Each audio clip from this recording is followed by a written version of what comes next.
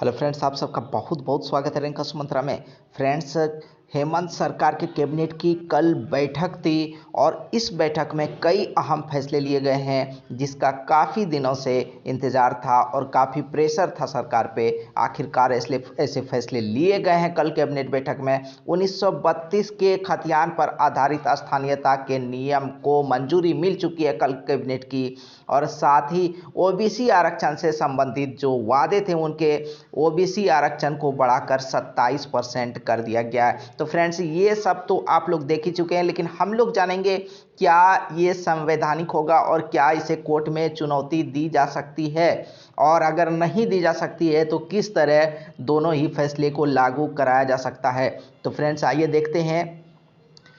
झारखंड में स्थानीय वही होंगे जिनके पास 1932 का खतियान होगा। बुधवार को हुई कैबिनेट की बैठक में राज्य के स्थानीय निवासी की परिभाषा, पहचान और झारखंड के स्थानीय व्यक्तियों को परिणामी सामाजिक एवं अन्य सभी के विधेयक 2022 के गठन की मंजूरी दे दी गई है। इसके तहत ही झारखंड के स्थानीय की पहचान होगी। विधेयक के प्रस्ताव के प्रावधान किया गया है कि जिनके पूर्वजों का नाम 1932 या उसके पूर्व के खतियान में, चाहे तो 1932 में हो या उससे पहले के सर्वे खतियान में दर्ज हो, वही स्थानीय होंगे। जहां खतियान पठनीय नहीं होगा, जिसे पढ़ा नहीं जा सकेगा, या जो भूमिहीन होंगे और उनके पास खतियान नहीं होगा, तो उनकी जो पहचान है ग्राम सभा द्वारा की जाएगी। ग्राम सभा भाषा, रहन सहन और परंपरा के आधार पर खतियान तय कर सकेगी। झारखंड कैबिनेट ने तय किया कि इस विधेयक को सदन में पारित कराया जाएगा और विधेयक पारित होने पर भारत सरकार से इसे 9वीं सूची में शामिल करने का आग्रह किया जाएगा। कैबिनेट की बैठक के बाद कैबिनेट सचिव वंदना डाडेल ने कहा कि जिन व्यक्ति या पूर्वज का नाम 1932 के सर्वे खतियान में दर्ज है वही स्थानीय होंगे।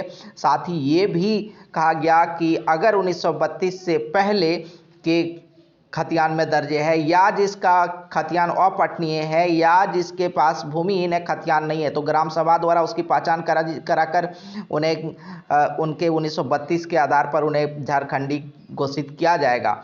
27% किया गया पिछड़ों का आरक्षण का प्रावधान। झारखंड कैबिनेट ने राज्य के पिछड़ा वर्ग के लिए जो दूसरा सबसे बड़ा फैसला है वो पिछड़ा ओबीसी के आरक्षण को 27% कर दिया गया। झारखंड कैबिनेट ने राज्य के पिछड़ा वर्ग के लिए 27% आरक्षण का प्रावधान संबंधित संशोधन विधेयक के प्रारूप को भी मंजूरी दे दी है। श्रीमती डाडेल ने बताया कि कार्मिक प्रशासनिक सुधार ने झारखंड पद एवं सेवाओं की रिक्तियों में आरक्षण अधिनियम 2001 में संशोधन हेतु विधेयक 2022 को मंजूरी दी है। इसके तहत राज्य में आरक्षित कोटि का प्रतिशत 77% कर दिया गया है। इसे लागू करने के लिए राज्य सरकार भारत सरकार से अनुरोध करेगी।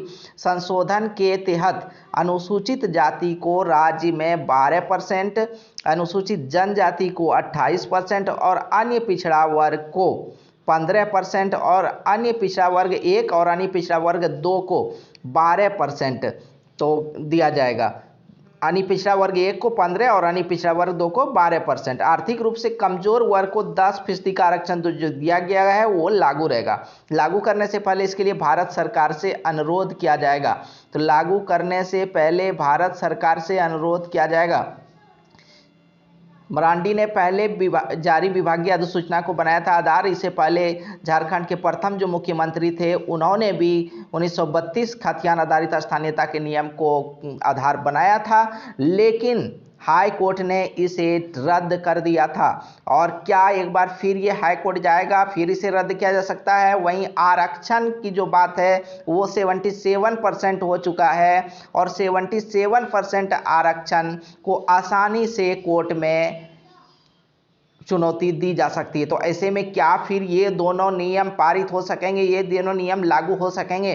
तो फ्रेंड्स, सबसे बड़ी बात ये है कि अगर इसे जिस तरह से सरकार कर रही है कि केंद्र सरकार को भेजा जाएगा और 9वीं अनुसूची में शामिल करने का अनुरोध किया जाएगा, आग्रह किया जाएगा, तो ऐसे में अगर 9वीं अनुसूची में जो शामिल किया जाता है तो उसके अनुसार क्या होता है कि 9वीं अनुसूची में अगर कोई शामिल कर लिया जाता है, किसी नियम को केंद्र सरकार शामिल करती है, तो फिर उसको कोर्ट में चुनौती नहीं दी जा सकती है। तो अगर दोनों ही विधेयक 9वीं अनुसूची में शामिल कर लिया जाता है केंद्र सरकार द्वारा, तो फिर इसे चुनौती नहीं दी जा सकती है। 1932 का खतियान आधारित जो स्थानीयता का नियम है वो लागू हो जाएगा, और आरक्षण जो 27% तक कर दिया गया ओबीसी का, वो भी लागू हो जाएगा। इससे पहले 1932 खतियान के आधार पर लागू स्थानीय नीति को हाई कोर्ट में चुनौती दी गई थी, और ये बाबूलाल मरांडी जी जो झारखंड के प्रथम मुख्यमंत्री थे, उसके समय की बात है। हाई कोर्ट ने मामले की सुनवाई के बाद इस स्थानीय नीति को खारिज करते हुए संवैधानिक प्रावधानों के अनुरूप नई नीति बनाने का निर्देश दिया था। तो एक बार खारिज हो चुका है 1932 का खतियान और आरक्षण भी, जो 73% तक कर दिया गया था। तो एक बार हाई कोर्ट में खारिज हो गया था, और इसे खारिज करने के बाद फिर से नई नीति बनाने का निर्देश भी दिया गया था कोर्ट के द्वारा। इसके बाद रघुवर दास की सरकार ने नई स्थानीय नीति बनाकर लागू की। वर्ष 2019 में सीएम बनने के बाद हेमंत सोरेन इस नीति को बदलने की बात कहते रहे। इसी तरह बाबूलाल मरांडी के मुख्य सचिव बीएस दुबे के विरोध के बावजूद 73% आरक्षण का प्रावधान लागू किया गया था, लेकिन इसे कोर्ट ने रद्द कर दिया था। तो अब ये देखने वाली बात होगी कि क्या इस बार भी रद्द कर दिया जाता है, क्या इसे भी कोर्ट में चुनौती दी जाती है, और फिर ये जो नियम है वो लागू हो पाता है कि नहीं हो पाता है। तो सभी तरह के अपडेट्स जानने के लिए बने रहें कसुमंत्रा के साथ, जुड़े रहें कसुमंत्रा के साथ, और अगर अभी तक चैनल को सब्सक्राइब नहीं किए तो सब्सक्राइब जरूर कर लें। धन्यवाद। जय हिंद।